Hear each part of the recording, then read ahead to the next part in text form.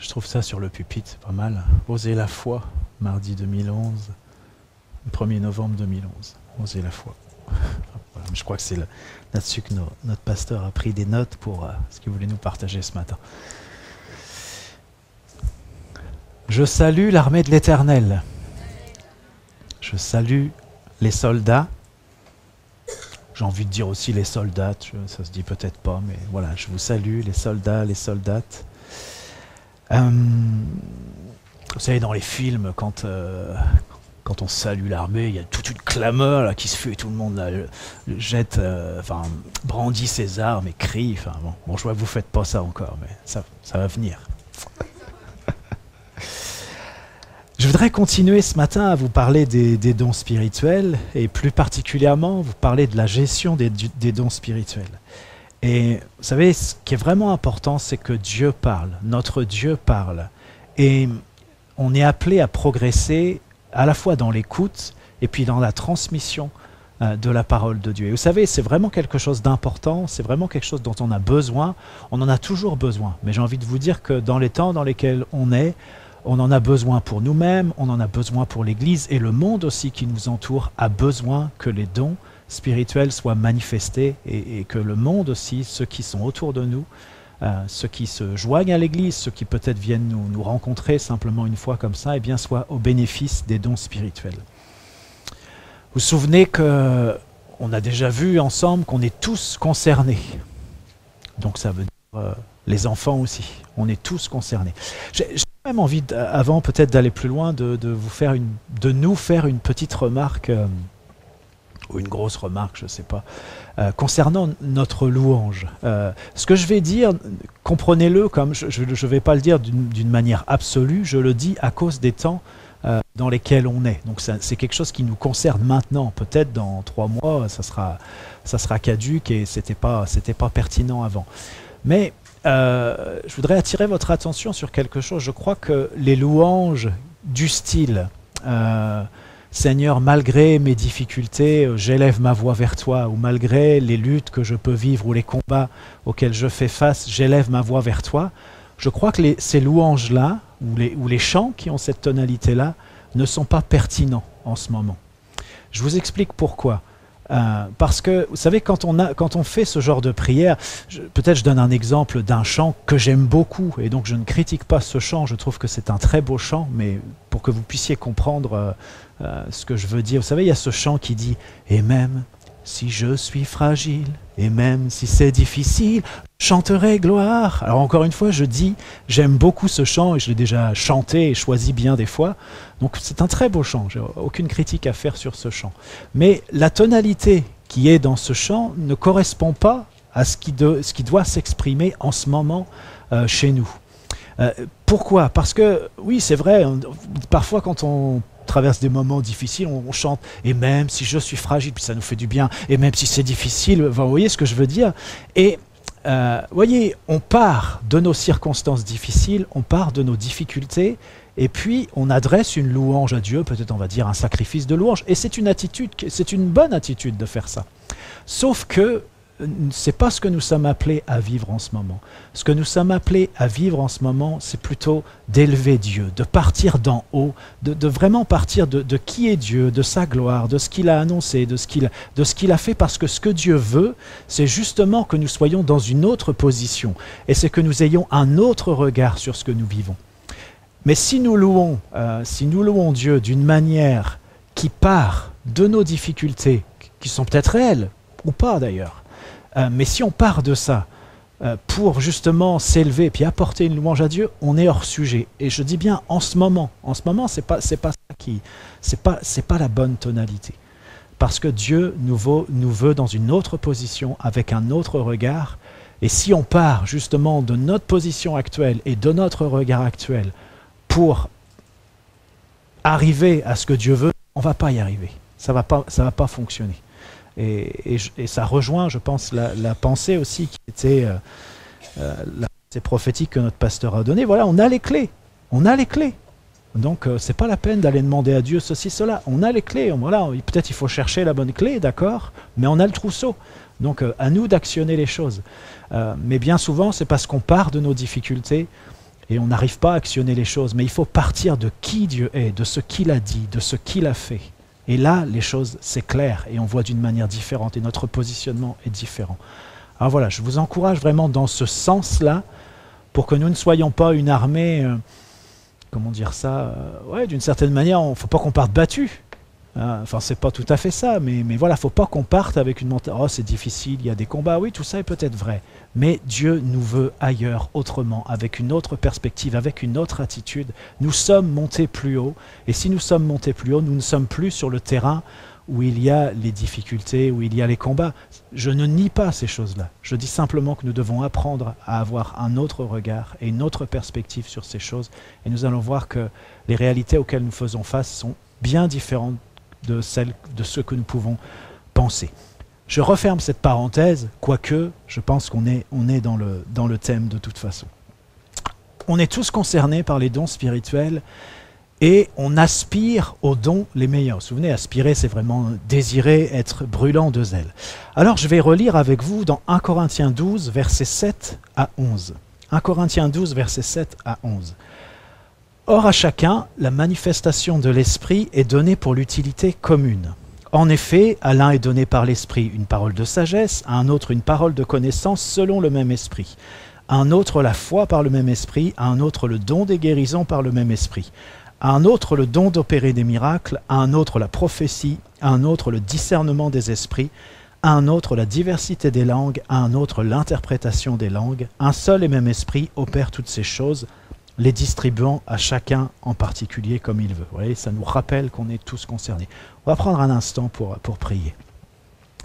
Seigneur, on est là devant toi et j'ai vraiment besoin de toute ta grâce, Seigneur, et de toute ton aide, de l'aide de ton Saint-Esprit pour pouvoir communiquer ce message.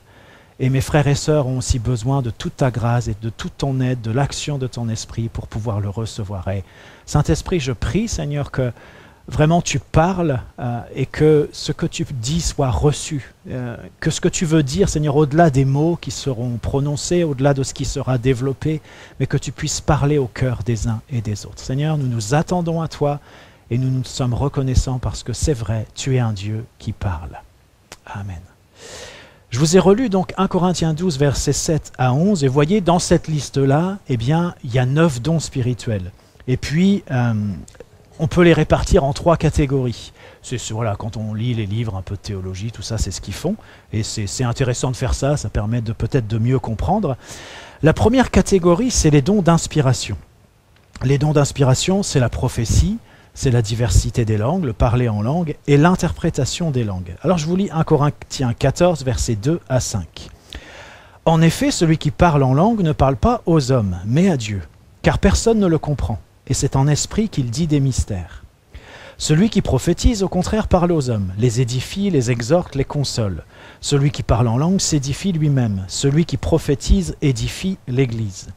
Je désire que vous parliez tous en langue, mais encore plus que vous prophétisiez. Celui qui prophétise est plus grand que celui qui parle en langue, à moins que ce dernier n'interprète pour que l'Église en reçoive de l'édification. » Alors je voudrais faire quelques remarques.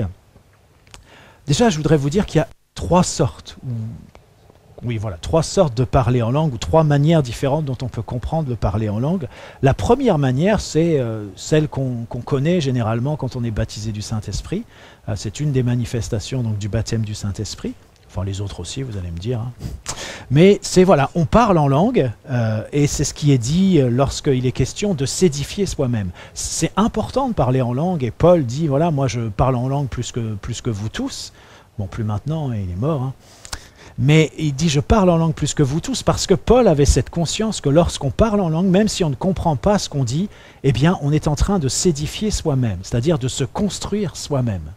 Et c'est important, parce qu'il y a beaucoup de choses qui viennent nous agresser, nous détruire, mais le parler en langue, c'est ce qui nous édifie, c'est ce qui nous construit, même si on ne sait pas ce qu'on dit, même si on ne sait pas ce qui se passe, il y a une édification qui s'opère en nous lorsqu'on parle en langue. Maintenant, il y a aussi le parler en langue qui est fait pour être interprété. Et ça veut dire que dans ce cas-là, ça fonctionne un peu comme la prophétie, sauf que c'est en 2 temps. Il y a d'abord quelqu'un qui délivre un message en parler en langue. Alors, ça peut être un chant aussi, hein, pourquoi pas. Et puis ensuite, il y a une interprétation. Parfois c'est la même personne qui apporte l'interprétation, parfois c'est une autre personne. Mais vous voyez, c'est quelque chose de différent parce que là, c'est un parler en langue dans lequel il y a un message précis que quelqu'un va interpréter pour qu'il puisse être transmis. Donc finalement, ça ressemble, ça revient, et c'est ce que Paul dit aussi, à une prophétie. La petite différence peut-être, qui est peut-être une différence de taille, c'est que parfois quand on délivre comme ça un message en langue, et vous remarquerez que c'est pas forcément fréquent chez nous, c'est déjà arrivé, mais c'est pas forcément fréquent. Ce qui est plus fréquent, c'est qu'on sent qu'il y a quelqu'un qui va prophétiser parce qu'il parle en langue d'une certaine manière, et on se dit voilà, il y a quelque chose qui est là. Alors peut-être ça s'apparente aussi à ça, mais la petite différence quand même qu'il y a, c'est que quand on délivre comme ça un message en langue, c'est qu'après il est censé y avoir une interprétation. Donc si tu délivres un message en langue et que tu n'as pas l'interprétation, ça veut dire que tu te lances sans avoir l'interprétation. Et si c'est pas toi qui as l'interprétation, si c'est quelqu'un d'autre, ça veut dire aussi que tu te lances en ayant cette confiance que quelqu'un d'autre va interpréter le message. Il y a une petite différence quand même en termes de foi. Vous ne croyez pas? C'est à mon avis pour cette raison qu'il y a moins de parler en langue interprétée que de prophétie.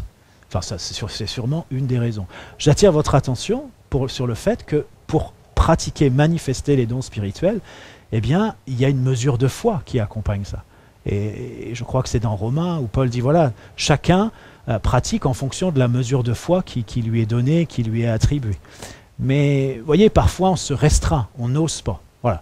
Je m'étends pas, je voulais simplement souligner ça. Et alors la troisième manière, eh bien, c'est un peu ce qui s'est passé, enfin, pas un peu, c'est ce qui s'est passé par exemple à la Pentecôte.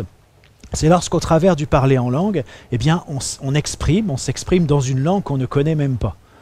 Mais il y a des auditeurs qui sont là, qui finalement reconnaissent que c'est quelque chose qui s'adresse à eux, c'est un message qui s'adresse à eux, parce que c'est leur langue ou parce que c'est une langue qu'ils connaissent. Donc c'est ce qui s'est passé donc à la Pentecôte. Alors je vous le lis, Acte 2, versets 5 et 6. « Or il y avait en séjour à Jérusalem des Juifs, hommes pieux de toutes les nations qui sont sous le ciel. » Vous voyez, il y avait du monde de partout. C'est intéressant de prendre note de ça.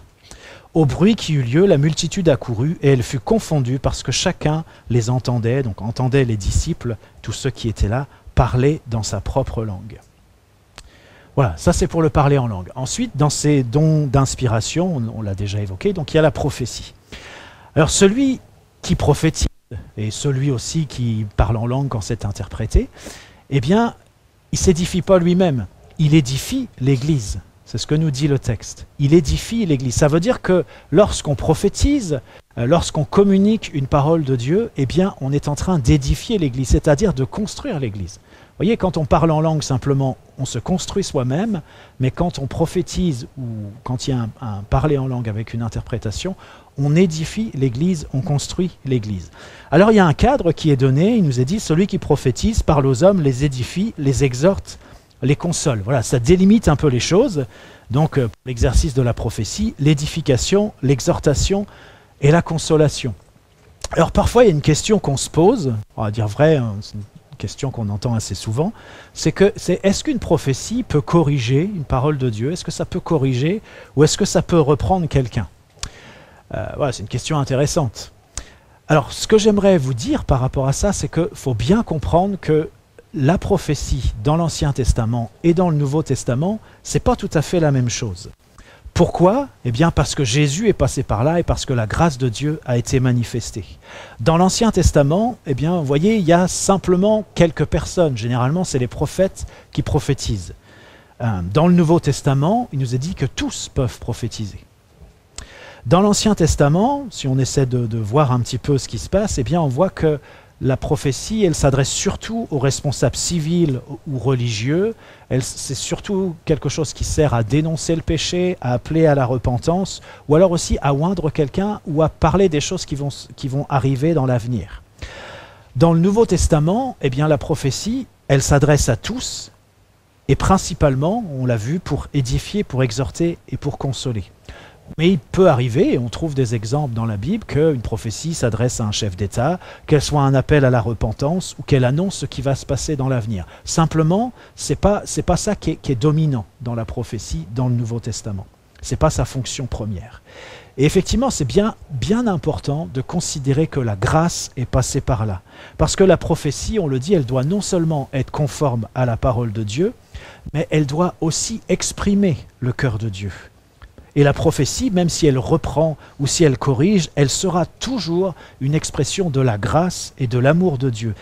Donc on est bien dans une logique d'édification. Elle sera toujours dans une perspective de relèvement parce que c'est ce qui correspond au cœur de Dieu. Et voyez, plus on connaît le cœur de Dieu, eh bien plus on peut identifier si quelque chose qui est exprimé correspond ou pas au cœur de Dieu.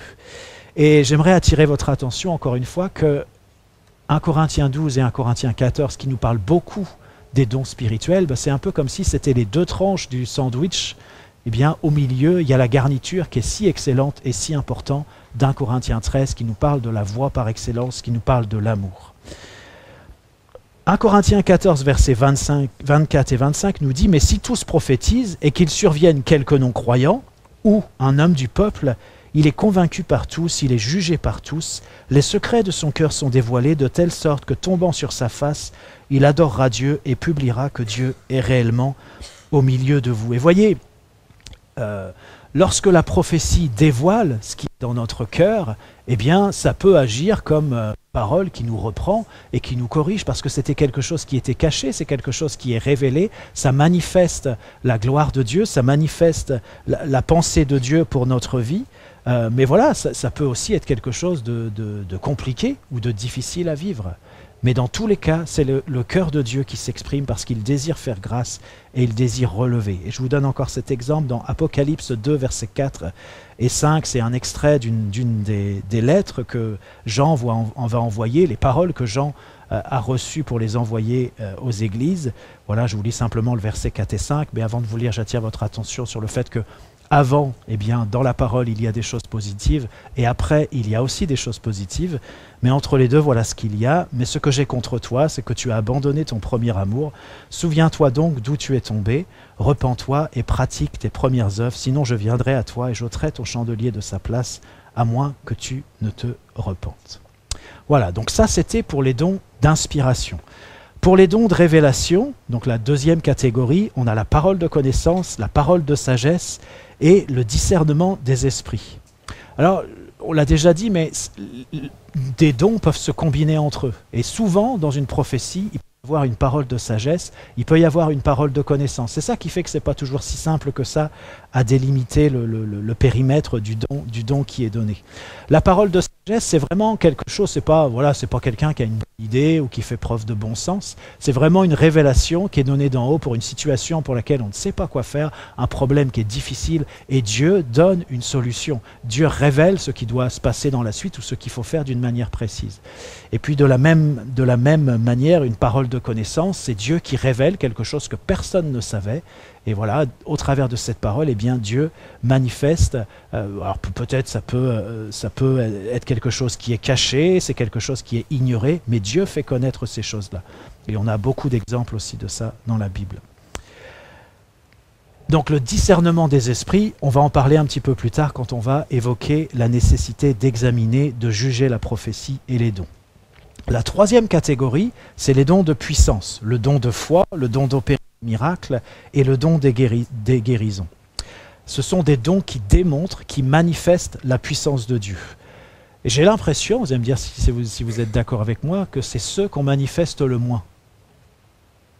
Non ? C'est ceux qu'on manifeste le moins. Pourquoi ?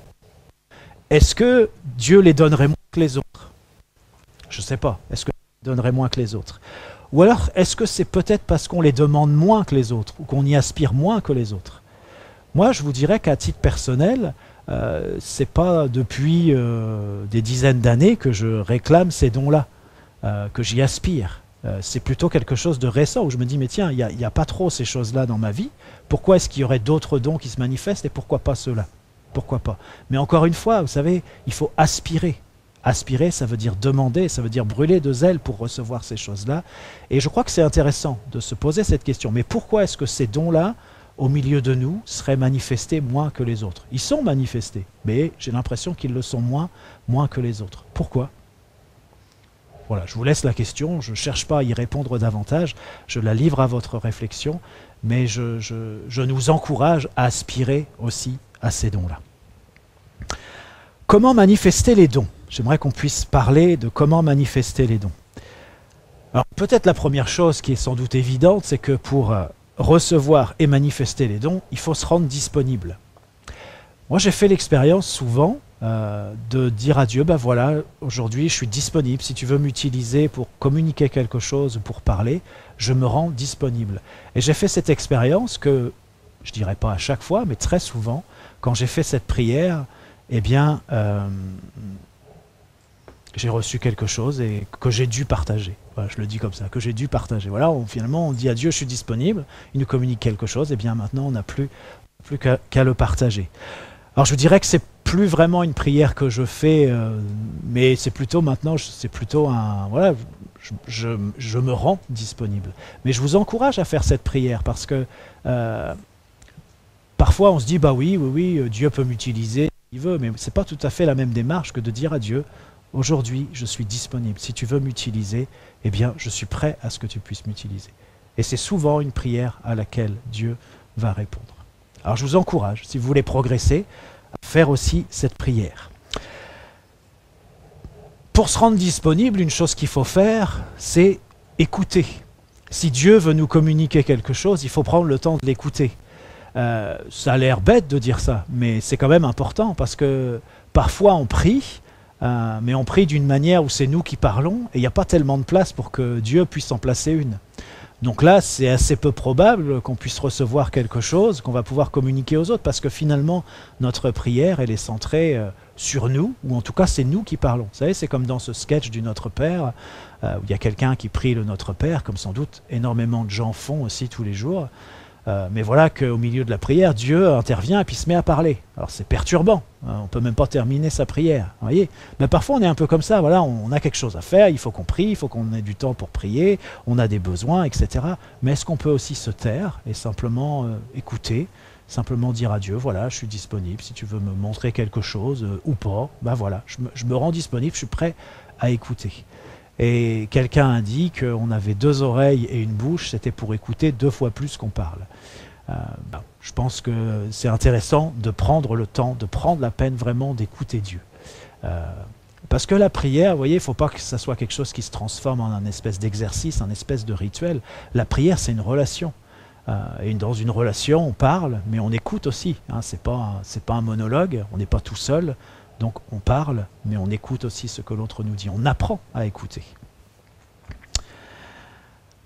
En demander plus. Comment manifester les dons? Eh bien, je pense qu'il faut en demander plus. Je l'ai déjà évoqué un tout petit peu, mais c'est-à-dire ne pas se contenter de ce qu'on a, mais aspirer à plus. Alors aspirer à plus, ça peut être aspirer à ce que le don qu'on manifeste, eh bien, il puisse se développer.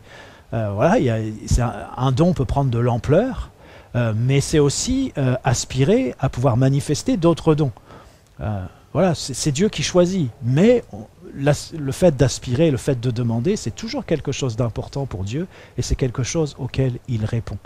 Voilà, il ne faut pas se contenter de dire, bon ben voilà, je prophétise un petit coup de temps en temps, voilà, il y a 5 ans j'ai eu une parole de connaissance, la semaine dernière une parole de sagesse, bon, bah c'est bon. Non, on est là pour progresser, pour grandir dans la maturité, pour grandir dans la croissance. Ces choses-là doivent se développer en nous, et c'est quelque chose qu'il nous faut réclamer. Alors, une question qu'il faut se poser quand on reçoit quelque chose, quelle que soit la forme, hein, on a parlé pas la semaine dernière, mais la dernière fois des images. Oui, peut-être je le redis, peut-être pour ceux qui nous suivent sur Internet, donc ce message c'est le 3e d'une série. Donc je vous renvoie aussi aux 2 précédents messages sur les dons spirituels, voilà, ça forme un ensemble, ça peut être important pour avoir une bonne compréhension donc, de l'ensemble. Quand on reçoit quelque chose, c'est important de se poser la question, mais pour qui c'est? Parfois Dieu nous montre pour qui c'est, puis parfois il ne nous le montre pas. Mais pourquoi c'est important de se poser la question pour qui c'est? Parce qu'il peut arriver que tu reçoives quelque chose qui est pour toi. Auquel cas, ce n'est pas forcément la peine de le partager à tout le monde. Mais vous savez, parfois on ne se pose pas la question. On dit, bah voilà, Dieu m'a montré quelque chose, on le communique sans s'être posé la question, mais est-ce que c'est peut-être quelque chose tout simplement que Dieu me dit à moi? Donc c'est important de se poser cette question-là. Moi, ça m'est arrivé, hein, je me souviens d'une fois en particulier, j'avais apporté une parole, Puis en discutant avec Mireille, elle me dit, bah oui, bah, c'était pour toi. J'ai dit, ah oui, d'accord, bon, ok. Bon, d'ailleurs, c'est intéressant parce que moi, j'avais tendance à penser, et c'était une pensée qui était fausse, en tout cas pas tout à fait juste, j'avais tendance à penser que quand Dieu parlait à quelqu'un, c'était obligatoire que cette personne-là sache que la parole était pour elle. Mais je me suis rendu compte dans ma propre expérience qu'il m'est arrivé quelquefois que des paroles de Dieu me soient adressées, mais que je ne considère pas que c'était pour elle. La plupart du temps, c'est vrai, on le sait, il y a quelque chose qui nous parle, on sait que c'est pour nous. Mais d'autres fois, finalement, on pourrait passer à côté si on n'avait pas l'aide d'autres personnes pour nous dire bah, c'était pas pour toi cette parole. Enfin, vous voyez. Donc, voilà, c'est important d'être équilibré. Dieu parle. De manière générale, eh bien, on sait que Dieu nous a parlé, mais il peut arriver qu'on ne se rende pas compte que Dieu nous ait parlé à nous et qu'on ait besoin que d'autres personnes nous le disent, ou parfois on est interrogatif, on se dit c'était pour moi. Oh non, c'est pas possible. Et puis finalement, oui, voilà, donc c'est important de relever ça devant Dieu, peut-être de parler avec ceux qui ont l'habitude de discerner ces choses-là, pour qu'on puisse cheminer et pas passer à côté de quelque chose que Dieu veut nous dire. Alors j'ai changé d'avis, vous voyez, maintenant j'ai plus cette idée que si Dieu me parle, je vais forcément le savoir. J'ai fait l'expérience que quelquefois Dieu m'a parlé et je ne m'en suis pas vraiment rendu compte. Voilà. Donc je vous livre aussi cette expérience, ça peut être utile à d'autres. Alors, quand on reçoit quelque chose, une question qu'il faut se poser aussi, c'est est-ce que je reçois quelque chose pour le transmettre ? Est-ce que voilà, ce que j'ai reçu, c'est pour le transmettre ou c'est pour une autre raison? Est-ce que c'est peut-être pour que je puisse prier? Est-ce que c'est peut-être parce que ça va être utile dans la suite et qu'il va se passer quelque chose et justement ce que j'ai reçu, ce que j'ai compris, eh bien ça va être important. Voilà, c'est pas forcément systématiquement parce qu'on reçoit quelque chose qu'il faut le dire là comme ça tout de suite. Prendre le temps d'interroger le Seigneur et de voir, mais Seigneur, est-ce que c'est quelque chose que je dois apporter maintenant? Est-ce que je dois le garder pour moi, peut-être pour un temps? Est-ce qu'il faut que je le partage avec les responsables? Qu'est-ce que je fais avec ce que j'ai reçu? Voilà. C'est vrai que le cas le plus fréquent, on reçoit quelque chose, on le partage, c'est ce qui semble naturel, mais c'est pas toujours comme ça. C'est important qu'on soit conscient de ça. Par exemple, je pense au don du discernement des esprits, on peut discerner quelque chose chez une personne, eh bien, ce qu'on discerne, c'est peut-être simplement pour prier, ou ça va être utile par la suite, mais c'est pas forcément à livrer en pâture comme ça, un dimanche matin au public. Enfin, vous voyez, c'est important de faire preuve aussi de sagesse. Alors parfois, on ne sait pas. Bah, si on ne sait pas, eh bien, on peut interroger les responsables, on peut leur soumettre ce qu'on a reçu.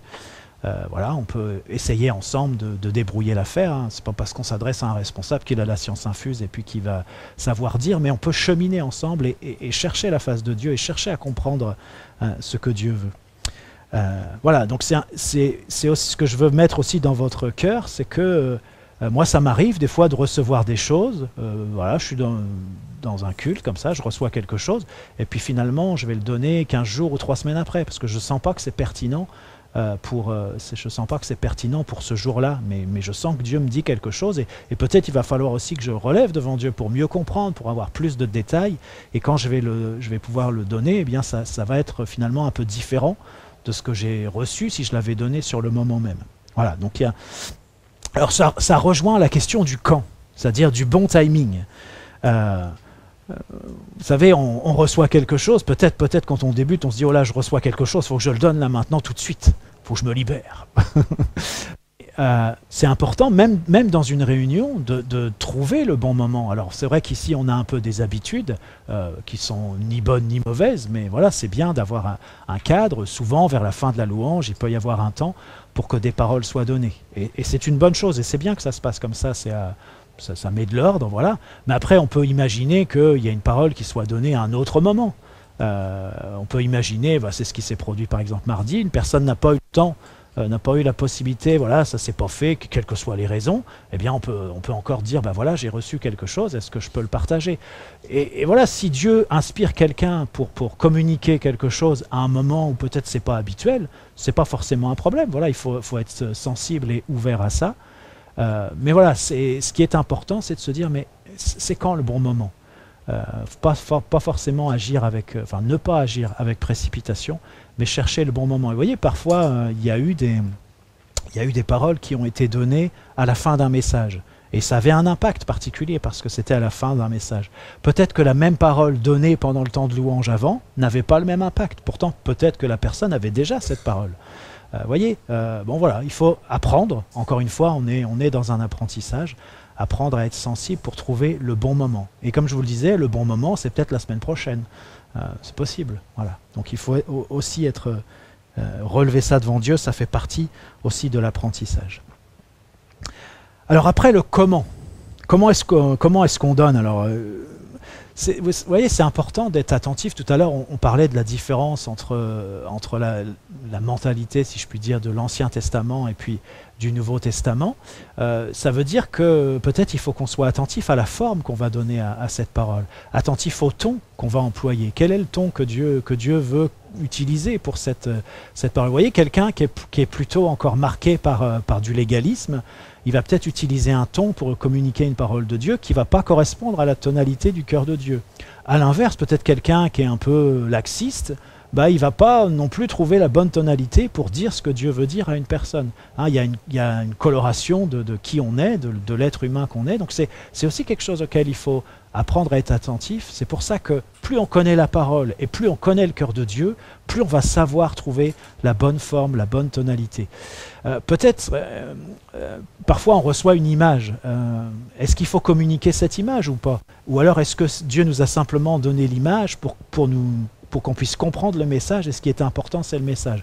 Moi, une chose qui m'arrive souvent, c'est que j'ai une image que je vais communiquer, mais je ne rentre pas dans les détails de l'image. Par contre, les détails de l'image m'aident à communiquer le message.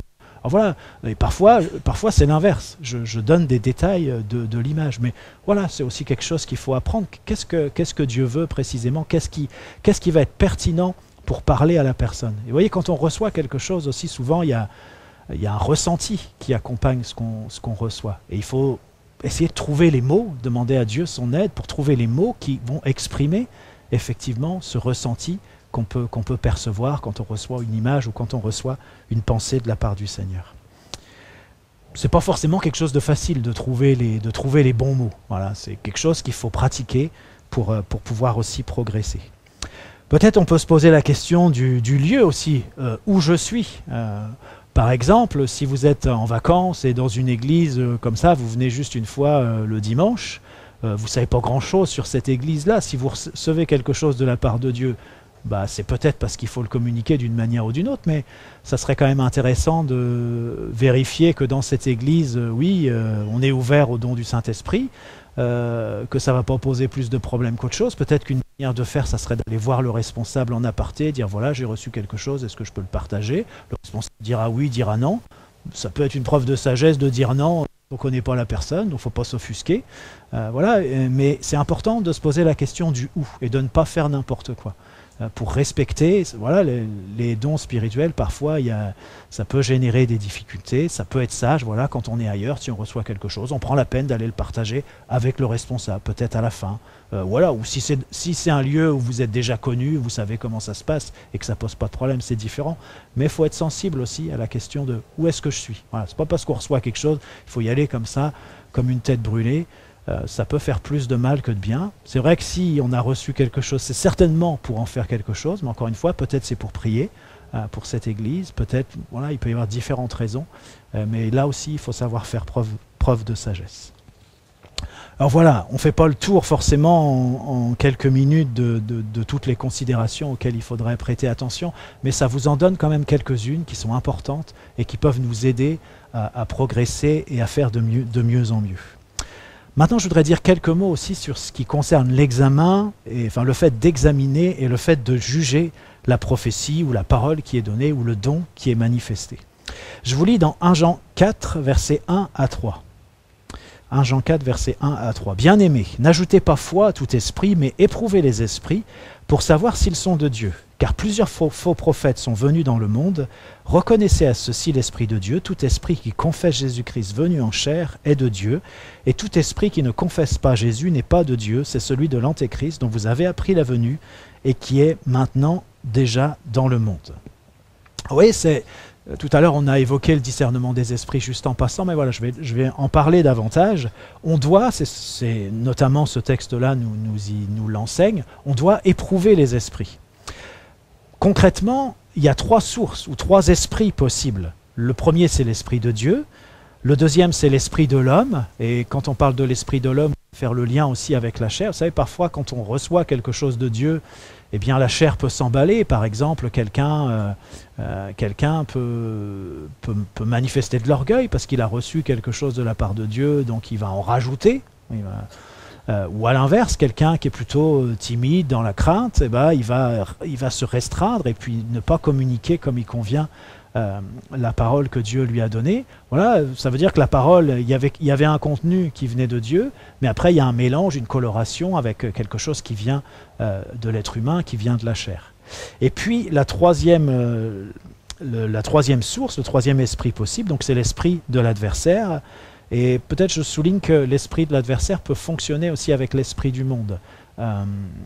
Parfois, on croit qu'on reçoit des choses alors que c'est simplement le fait qu'on est imprégné de l'esprit du monde. On communique quelque chose qui est peut-être en lien avec la culture, avec un phénomène de mode, mais ça ne correspond pas à l'esprit de Dieu et finalement c'est plutôt un piège et quelque chose que l'adversaire peut influencer.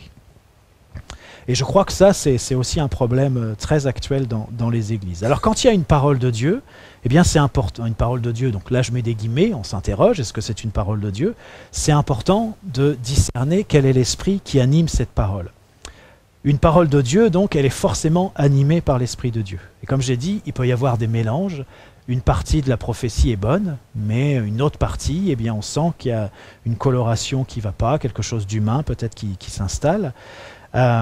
Peut-être parce que voilà, on peut s'emballer de manière émotionnelle. Des fois, on est tellement touché par quelque chose qu'on reçoit ou ça nous impacte tellement que on n'arrive pas à gérer correctement nos émotions lorsqu'on transmet. Ça peut être peut-être parfois une insistance, des répétitions qui sont malvenues, qui correspondent pas au cœur de Dieu, ou tout simplement on peut communiquer quelque chose qu'on a mal compris ou qu'on a mal interprété. Ça veut dire qu'il y avait bien quelque chose de Dieu, mais là, ce qu'on a compris de ce qu'on a reçu et qu'on transmet, eh bien finalement on est à côté. Alors ce qui est chouette avec la Bible, mais oui je vais le dire comme ça, c'est que la Bible ne nous dit pas de rejeter une prophétie qui serait mélangée, mais elle nous exhorte à faire le tri entre ce qui est bon et ce qui est mauvais, et à retenir ce qui est bon. 1 Thessaloniciens 5, versets 19 à 21 nous dit « N'éteignez pas l'esprit, ne méprisez pas les prophéties, mais examinez toutes choses, retenez ce qui est bon. » Et voyez, même s'il y a des problèmes, eh bien s'il y a quelque chose de bon, eh bien on fait le tri et on retient ce qui est bon.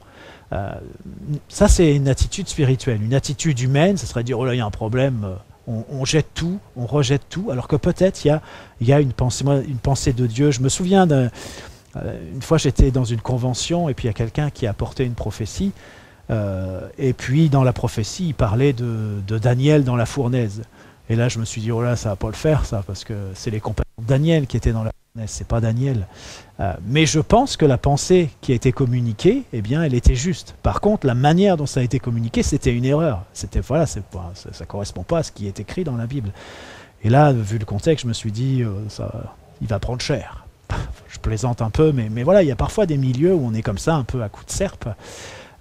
C'est important, voilà, on fait le tri, on retient ce qui est bon, et puis ce qui n'est pas bon, eh bien voilà, on l'évacue, on le retient pas. Et encore une fois, c'est normal de faire des erreurs, c'est normal peut-être de s'emballer, c'est normal de mal interpréter, parce qu'on est dans une logique aussi où on apprend. Et vous voyez, c'est pour ça, et c'est un point délicat, mais c'est un point important, qu'une parole de Dieu, une prophétie, c'est quelque chose qui doit être examiné et c'est quelque chose qui doit être jugé. 1 Corinthiens 14, versets 29 et 32 nous dit « Pour ce qui est des prophètes, que 2 ou 3 parlent et que les autres jugent. » Et puis donc au verset 32, il est dit « Les esprits des prophètes sont soumis aux prophètes. » Et si on veut grandir, eh bien cette notion de la soumission, elle est particulièrement importante. En matière d'examen et en matière de jugement des dons, des paroles de Dieu, eh bien, là aussi c'est important que la dimension de la grâce fonctionne. C'est-à-dire que c'est important de reprendre avec douceur ceux qui se sont trompés, voilà, essayer d'être le plus clair possible, d'expliquer, voilà. Et puis c'est aussi important d'accepter, pour ceux qui sont repris, d'accepter avec douceur et même reconnaissance le tri, les remarques qui sont faites, qui sont proposées. Mais ça veut dire ça qu'il ne faut pas être susceptible. Et je remarque que parfois des personnes qui qui donnent des paroles de Dieu ou qui sont habitués à donner des paroles de Dieu sont aussi parfois des personnes susceptibles. C'est quelque chose auquel il faut faire attention, parce que cette susceptibilité-là risque de nous emmener sur un terrain où même s'il y a un don véritable, eh bien, on va pouvoir peut-être s'égarer avec notre don. Parce que c'est important finalement que, voilà, quand des fois on est susceptible, on se dit, oh, bah, puisque c'est comme ça, je ne dirai plus rien. Mais pour progresser, ne pas être susceptible, c'est quelque chose d'important. Accepter d'être repris, d'être corrigé, d'être enseigné. Et important qu'on construise ensemble un climat de confiance. Il faut que ceux à qui on va pouvoir faire des remarques soient en confiance, et puis il faut aussi qu'il y ait cette confiance aussi de la part des responsables.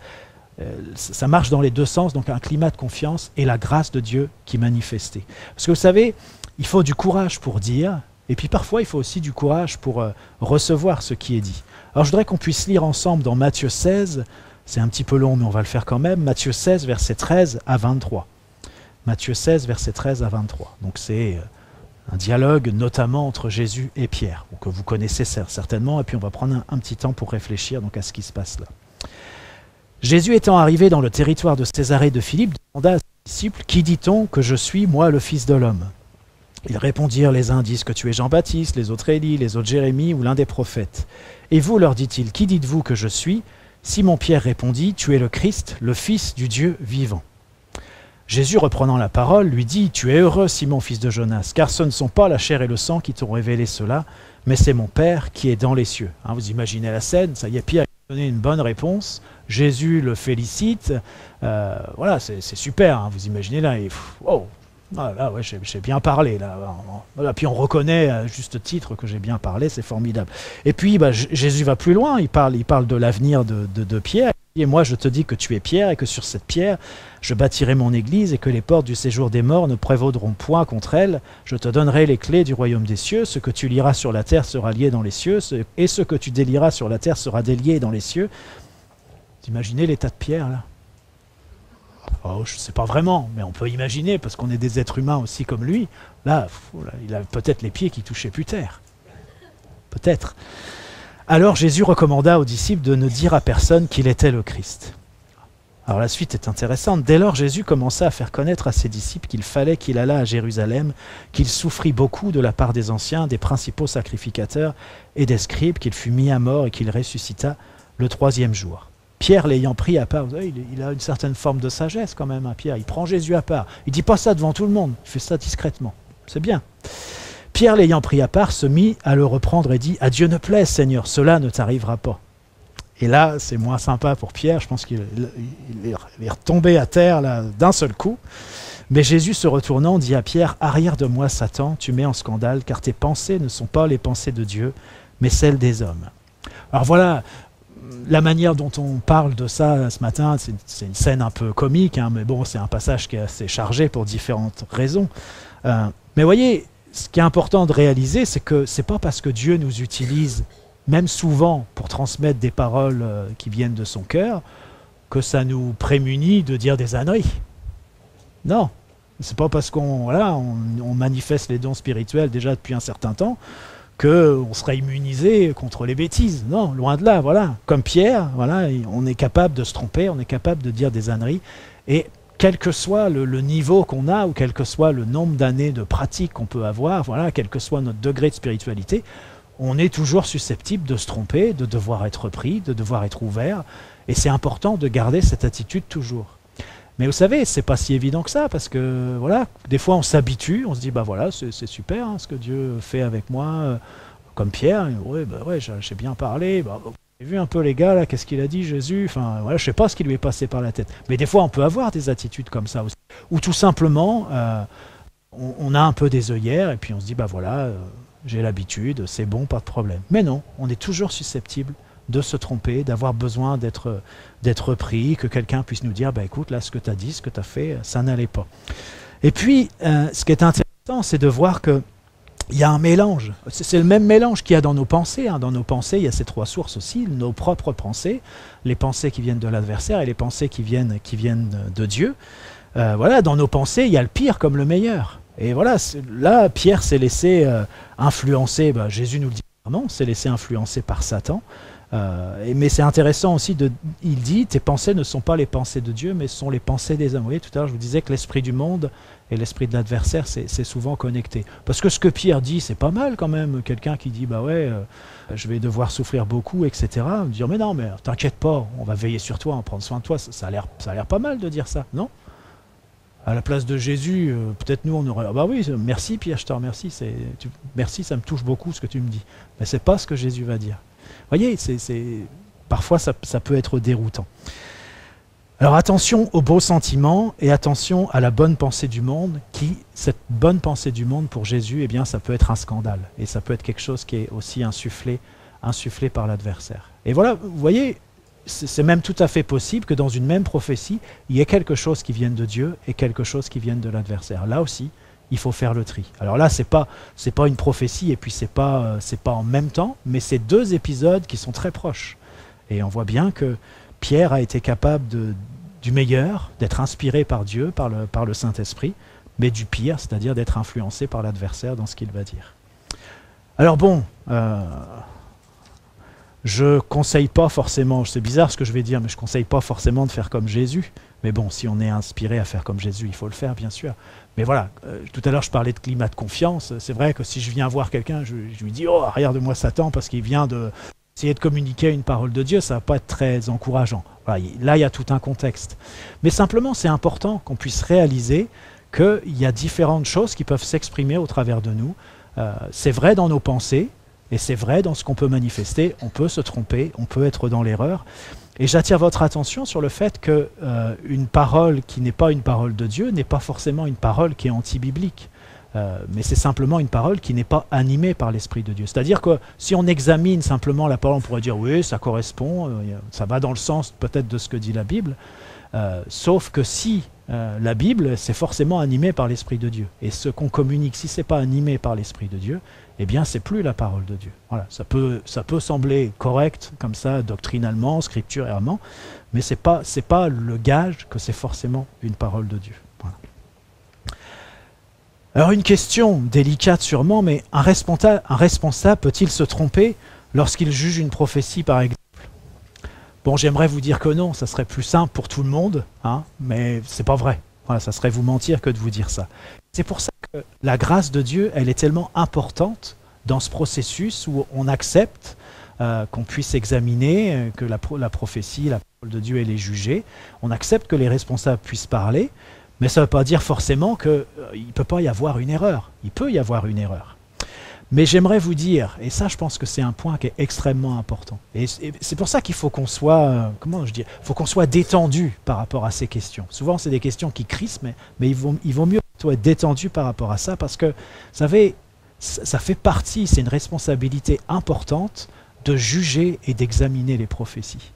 Et il vaut mieux quelqu'un qui peut-être va manquer de justesse, va manquer de précision dans sa remarque, que quelqu'un qui ne dit rien. Parce que quelqu'un qui ne dit rien, qui laisse tout passer, eh bien, c'est pour cette raison qu'il y a tellement de problèmes dans les églises, qu'il y a tellement d'endroits où on est tellement méfiant, et même dans le refus des dons spirituels, c'est parce que ça n'a pas été géré. Et là, les dégâts, ils sont autrement importants que qu'un manque de précision ou qu'un manque de justesse dans une remarque qui a été faite. Parce que là, ça peut être vraiment des vies qui sont en jeu. Lorsqu'on laisse tout aller comme ça, tout passer, eh bien, il y a des vies comme ça qui sont détruites. Et il se peut bien qu'un responsable était conscient que quelque chose n'allait pas. Simplement, il n'a pas eu le courage peut-être de le dire, de reprendre les choses, et c'est compliqué. Mais voilà, c'est important qu'il y ait vraiment de la grâce dans tout cela. Pourquoi est-ce que c'est important? Parce qu'il faut bien qu'on soit conscient, et on l'a déjà lu, qu'il y a des faux prophètes et il y a des fausses prophéties. C'est une réalité. Il y a des faux prophètes et il y a des fausses prophéties. Et les fausses prophéties, elles peuvent faire beaucoup de dégâts. Et le manque de gestion, eh bien, va pouvoir détruire comme ça des vies, et même, j'ai envie de dire aussi, détruire l'Église, parce que y a bien des endroits, justement, où on est dans le refus des dons spirituels, et vous imaginez la richesse que Dieu communique au travers des dons spirituels, et la richesse dont on se prive, c'est juste quelque part catastrophique. Mais ça fait partie aussi des desseins de l'adversaire pour empêcher que les dons soient manifestés. Matthieu 24, verset 11 nous dit « Plusieurs faux prophètes s'élèveront et ils séduiront beaucoup de gens. » Et Matthieu 7, verset 15 nous dit « Gardez-vous des faux prophètes, ils viennent à vous en vêtements de brebis, mais au-dedans, ce sont des loups ravisseurs.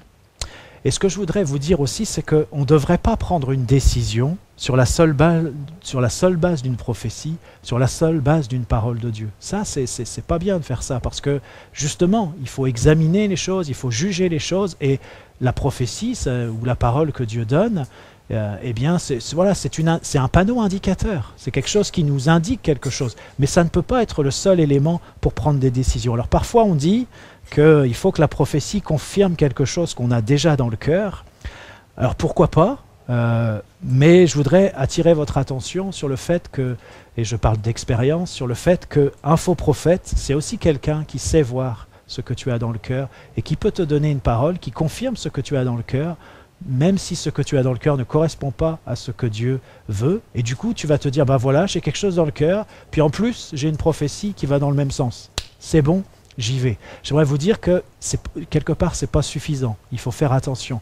Parce que je vous livre une petite expérience, je ne rentre pas dans les détails, mais j'ai moi-même souffert d'une prophétie qui était fausse, qui m'a confirmé quelque chose que j'avais fait. Mais c'est quelque chose qui a été lourd de conséquences pour moi et qui m'a fait souffrir pendant plusieurs années. Et puis je vous dirais même que dans ma marche avec Dieu, ça a généré beaucoup d'incompréhension jusqu'au jour où Dieu a permis que je sois éclairé sur ce qui s'était passé. Et ça, voilà, ça m'a permis d'avancer. Il faut qu'on soit conscient que ça existe. Un faux prophète, une fausse prophétie qui confirme quelque chose qu'on a dans le cœur, c'est quelque chose qui est possible. Alors vous allez me dire, comment on va faire? Ça devient compliqué cette affaire. Ce que j'aimerais vous dire, c'est que déjà, on prend le temps de juger, on prend le temps d'examiner la prophétie. On la relève devant Dieu, on ne se précipite pas, voilà, on prend le temps, on chemine avec elle, et je pense que c'est aussi important de partager la prophétie avec nos responsables. Si ça se fait dans un autre cadre, si les responsables n'ont pas entendu, ou même s'ils ont entendu, mais que voilà, on pense que c'est bien d'avoir un échange avec eux, eh bien, on le fait. Et surtout, on ne prend pas comme ça des décisions qui sont lourdes de conséquences sans avoir pris le temps de peser ce qui nous a été dit et sans vraiment avoir une assurance sur ce qu'est la conduite de Dieu. Et encore une fois, on est dans ce climat de confiance ensemble, où cette soumission aussi, où on peut se parler, on peut partager. Et ça, je crois que c'est vraiment quelque chose d'important. Et je pensais à ça pendant la louange, je vous le dis maintenant, mais je crois qu'il y a parmi nous comme ça des personnes qui ont été, je ne sais pas comment le dire, qui ont été contaminées par des fausses prophéties. Ou en tout cas par des prophéties, même aujourd'hui tu te demandes si elles sont vraies ou si elles sont fausses. Mais c'est des prophéties qui ont eu ou qui ont un impact important dans ta vie.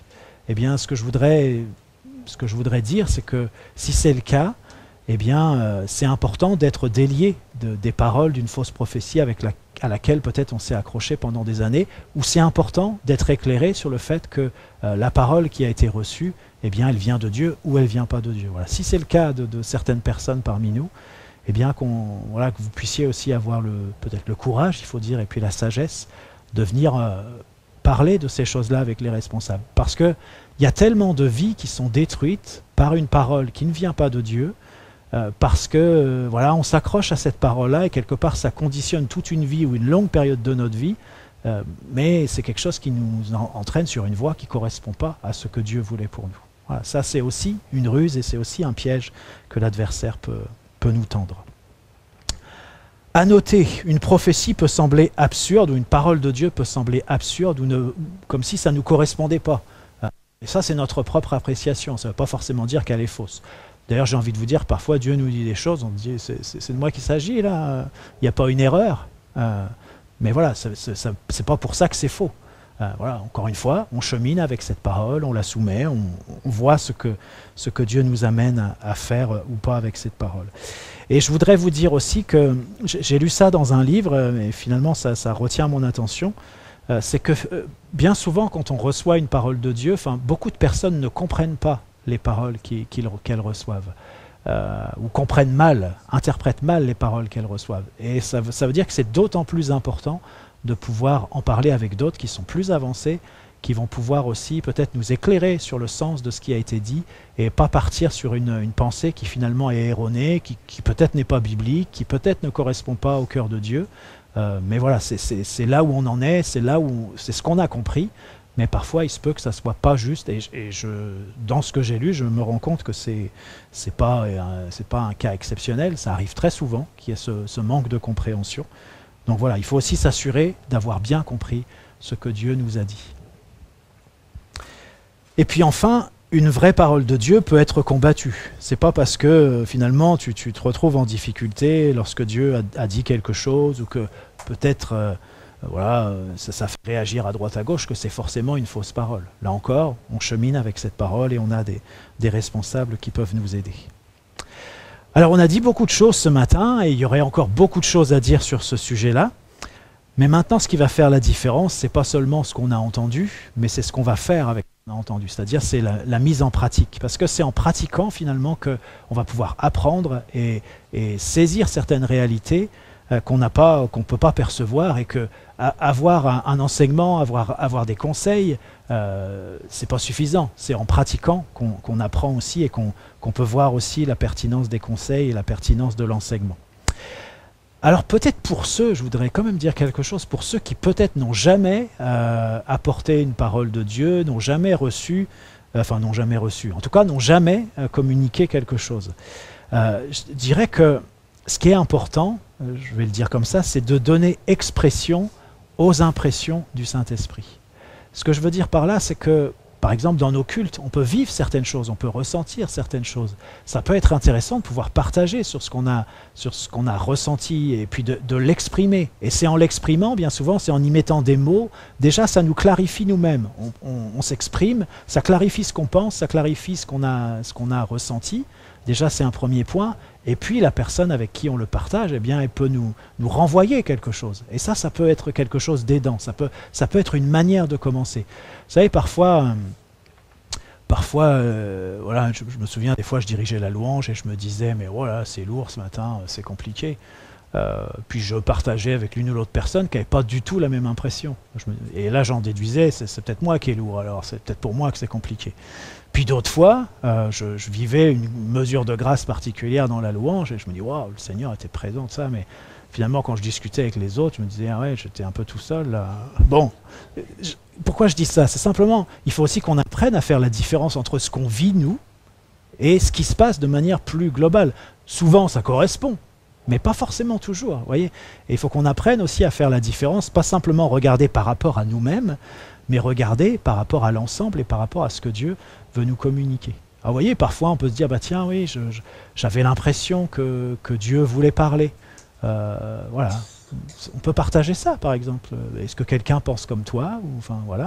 Ou alors, j'avais l'impression qu'il y avait une onction de guérison qui était là, ou autre. Voilà, ça peut déjà être une manière de commencer à dire des choses et à mettre des mots sur les impressions du Saint-Esprit, à les exprimer. Parce que vous savez, bien souvent, ce qui nous empêche de progresser, c'est qu'on ne s'exprime pas.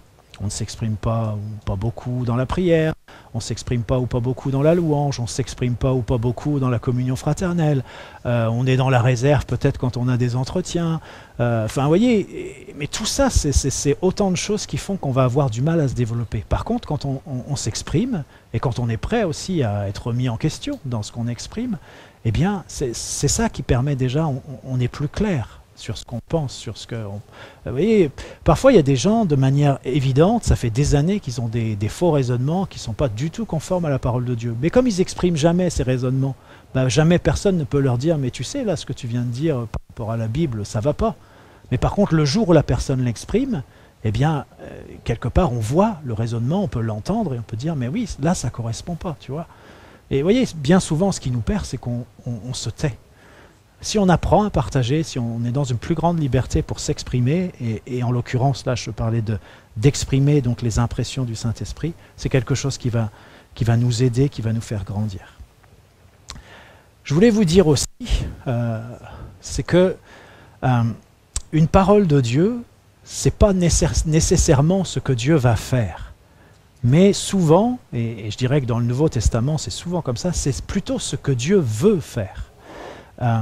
Et ça fait une différence, c'est-à-dire que Dieu fait ce qu'il veut, ça c'est vrai. Mais la relation que Dieu établit avec son Église et avec ses enfants, c'est une relation de collaboration. Voilà pourquoi Dieu nous dit qu'est-ce qu'il veut, ce qu'il veut faire. Et en nous disant ce qu'il veut faire, il nous invite à faire avec lui. voilà. Mais si on se dit, ah oui, Dieu il a dit qu'il allait faire ça, ok, c'est bien. Puis voilà, on ne considère pas la parole, on l'oublie, etc. On dit, on verra bien, qu'est-ce qui se passe ou pas. De toute façon, Dieu va faire ce qu'il a dit, c'est vrai, mais peut-être que du coup, tu ne seras pas du tout concerné. Dieu va faire ce qu'il a dit avec quelqu'un d'autre. Et c'est vrai, quand Dieu parle, c'est toujours une invitation à faire avec lui. Parce qu'on est son Église, on est appelé à régner avec lui, on est des collaborateurs avec Jésus. Et ce point-là, je ne veux pas rentrer trop dans les détails, ce serait trop long si je faisais ça, mais c'est tellement important qu'on réalise que ce que Dieu veut, ce que Jésus veut, c'est justement qu'on fasse les choses ensemble. C'est nous apprendre à faire les choses avec lui. C'est rentrer dans sa volonté, c'est pratiquer ce qu'il nous invite à pratiquer pour qu'on soit ensemble pour faire les choses. Et bien souvent, ce qui fait qu'on se trompe dans nos raisonnements et dans nos analyses, c'est qu'on n'intègre pas cette dimension du fait que Dieu est là pour nous enseigner, pour nous préparer, pour qu'on puisse régner ensemble.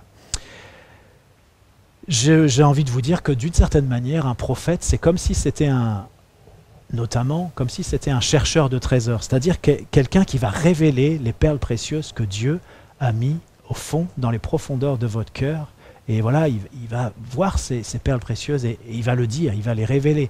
Et après, voilà, chacun a sa responsabilité pour faire ce qu'il a à faire. On est vraiment dans une collaboration. Alors pour terminer, je voudrais juste dire que quand on reçoit quelque chose de la part de Dieu, il y a plusieurs étapes pour la personne qui reçoit. Donc il y a une étape de révélation, Dieu révèle quelque chose. Il y a une étape d'interprétation, c'est-à-dire qu'il faut prendre le temps de comprendre qu'est-ce que Dieu veut dire. Peut-être si c'est un message, quelque chose qu'on ressent, si c'est une image. Voilà, il faut prendre le temps. Il y a parfois dans un message des subtilités que si on va trop vite qu'on ne voit pas, ou des choses dans une image, si on va trop vite, des choses qu'on ne voit pas. Donc il faut prendre le temps d'interpréter quel est le sens de ce que Dieu me révèle. Et puis après, il y a la transmission, c'est ce qu'on disait aussi tout à l'heure sur la forme. Mais après, ça ne s'arrête pas là. Enfin, en tout cas, pour la personne qui apporte le message, oui, d'une certaine manière, ça s'arrête là. Mais après, il y a la réception de la personne. Est-ce que la personne va recevoir ou pas ce qui est dit ?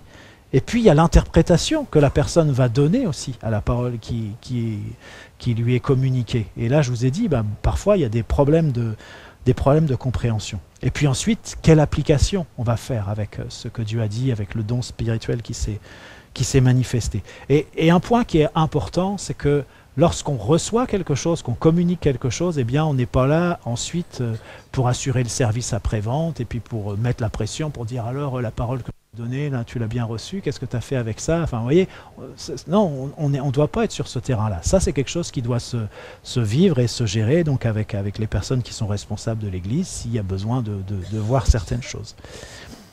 Je terminerai en vous lisant 1 Corinthiens 14, versets 26 à 31. « Que faire donc, frères, lorsque vous vous assemblez les uns ou les autres, parmi vous ont-ils un cantique, une instruction, une révélation, une langue, une interprétation, que tout se fasse pour l'édification. En est-il qui parle en langue, que 2 ou 3 au plus parlent, chacun à son tour, et que quelqu'un interprète. S'il n'y a point d'interprète, qu'on se taise dans l'Église et qu'on parle à soi-même et à Dieu, pour ce qui est des prophètes, que 2 ou 3 parlent et que les autres jugent, et si un autre qui est assis a une révélation, que le premier se taise, car vous pouvez tous prophétiser successivement, c'est pas facile à dire, afin que tous soient instruits et que tous soient exhortés. » Et ma prière, c'est vraiment qu'on soit une armée qui manifeste les dons spirituels. Amen. Tiens, nous te remercions pour ta parole, Seigneur, et pour la manière dont tu communiques les choses, Seigneur, dans la manière dont tu libères les choses. Seigneur, je prie, Seigneur, que pour chacun d'entre nous, eh bien, ce qui a été dit ce matin, tout ce qui vient de toi, Seigneur, ce qui vient de ton cœur, eh bien, que ça nous aide, Seigneur, à grandir et à avancer. Seigneur, que vraiment ta parole puisse avoir un écho particulier dans nos cœurs et que nous puissions grandir, Seigneur, dans la sensibilité, Seigneur, à ton esprit, que nous puissions grandir. Peut-être pour certains, c'est le courage pour libérer ce que tu donnes, Seigneur. C'est l'audace, Seigneur, mais merci parce que c'est quelque chose que tu fais, Seigneur. Tu nous aides à avancer, Seigneur. Et je prie, Seigneur, que dans nos cœurs, dans mon cœur, dans nos cœurs, soient vraiment trouvées de bonnes dispositions pour avancer avec toi, Seigneur. C'est vrai que parfois, ce n'est pas si simple que ça, mais tu es là avec nous et on est heureux, Seigneur, de te servir et de pouvoir grandir en toi, de pouvoir progresser, Seigneur, avec toi. Seigneur, qu'il y ait de bonnes dispositions dans nos cœurs, Seigneur, pour vraiment que nous manifestions toujours de manière plus efficace les dons spirituels, Seigneur mon Dieu. Et Seigneur, je pense à ces dons de puissance. On était d'accord pour dire qu'ils étaient moins manifestés au milieu de nous, Seigneur, mais on te remercie déjà pour ce qui est manifesté.